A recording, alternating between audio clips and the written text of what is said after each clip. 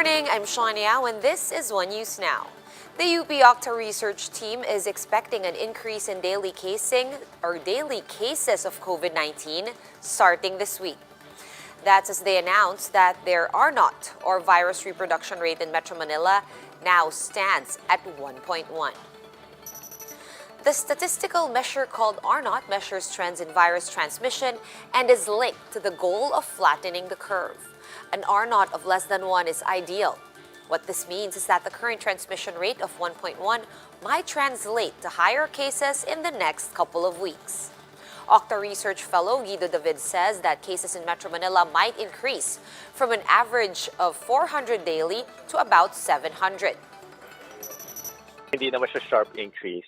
It's actually a gradual increase. Pero minsan parang tumatalon yung day-to-day numbers. Kasi yesterday I said 0.99 because of the averaging factors. Well, reproduction number just gives the trends sa pag-increase. It's just the indicator of how fast it's increasing. Pero yung actual cases naman syempre babantayan natin. And right now sa Metro Manila, it's still mga less than 400 cases per day. So kahit tumaas siya to mga 600 cases per day or 700 by end of December, manageable pa naman yan. Kasi hindi natin kinaya nasa 2,000 cases per day tayo dati ng August. But David says this is not a cause for panic, only vigilance and stricter health preparations. He also added that the country's hospitals and health workers can accommodate this expected increase, at least for now. David says that the public should continue observing minimum health standards to help the government and healthcare professionals mitigate the situation. The public is reminded to avoid social gatherings such as Christmas parties and reunions. Recall that the government has been warning of a possible increase in cases due to the holidays. Decision ng government yun kung hihigpitan or not. Ang sentiment namin is right now, kaya naman natin i-withstand yan. We want to have a happy Christmas, but we want to have a safe Christmas for the lolos and lolas na mga tinatamaan ng pandemic. Face mask, face shields, huwag masyado mag-crowding sa mga malls.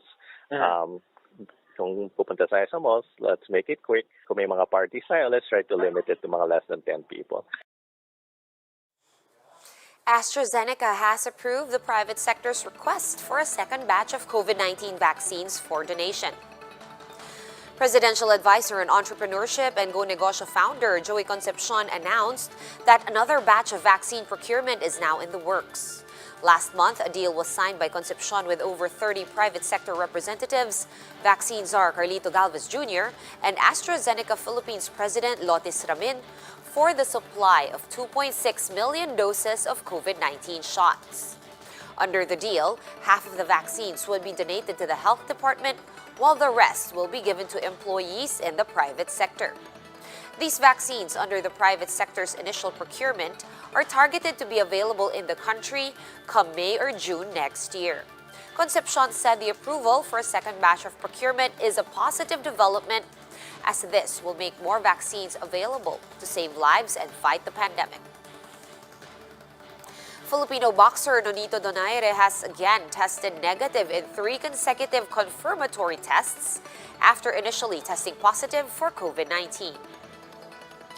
Donaire announced that he had taken 2 nucleic acid amplification tests in addition to a negative antigen test. The boxer now hopes that his December 19 title bout against Puerto Rican Emmanuel Rodriguez will push through following these developments. Recall that Donaire was pulled out of the fight for the vacant WBC bantamweight belt after his initial positive test result. In a post, his wife, Rachel Donaire, called on the event organizers to reconsider his plea, for they believe that her husband was a victim of a false positive result. We're pausing for a quick break, but we will be back with more stories after that. Keep it here on One News.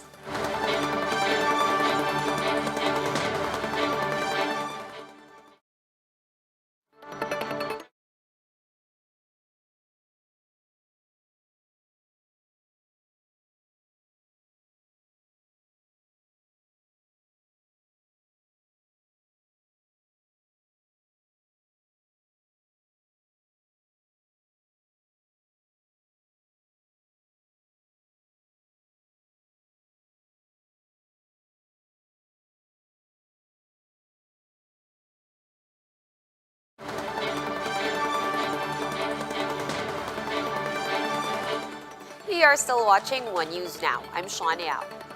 The truck ban along EDSA and other major thoroughfares in Metro Manila resumes today.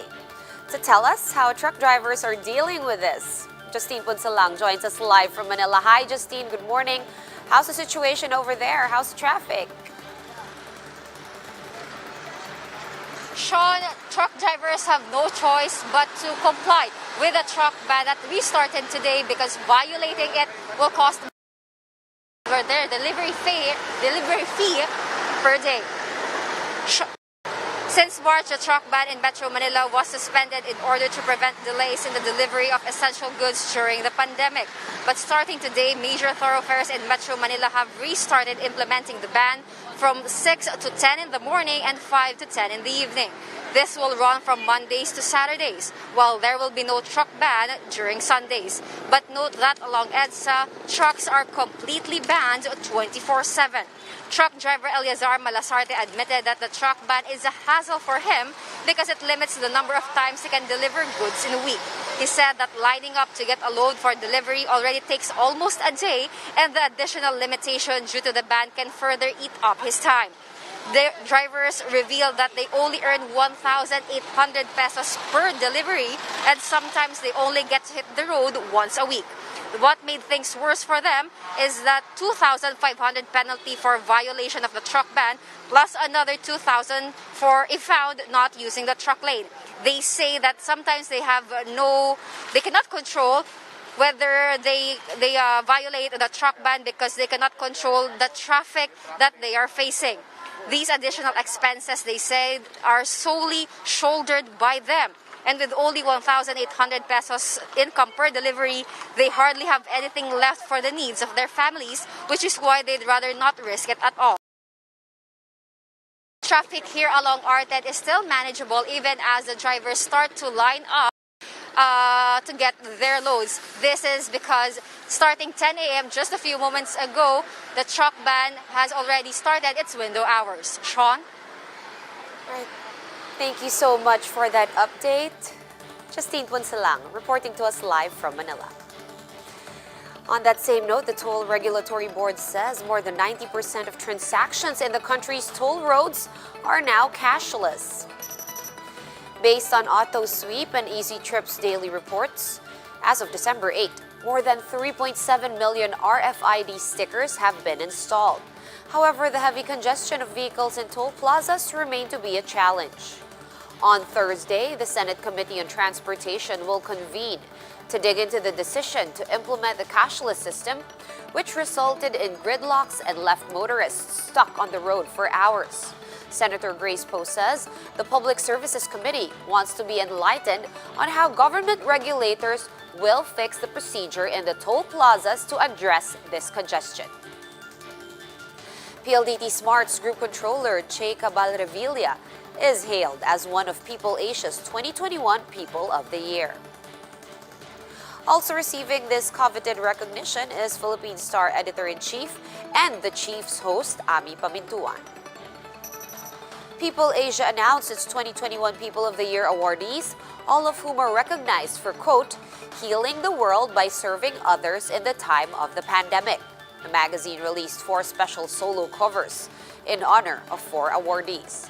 The first one features People Choice Awardee Pasig City Mayor Vico Soto. The second one features Deputy Speaker Mikey Romero, who is recognized for efforts to help scholars, OFWs, and underprivileged Filipinos. The third one has PLDT-Smart Group Controller Chaye Cabal-Revilla on the cover. She is hailed as an eco-warrior and a teacher's advocate. The fourth awardee to have a special solo cover is iFern CEO Tomani Tan, the man behind Fernseed.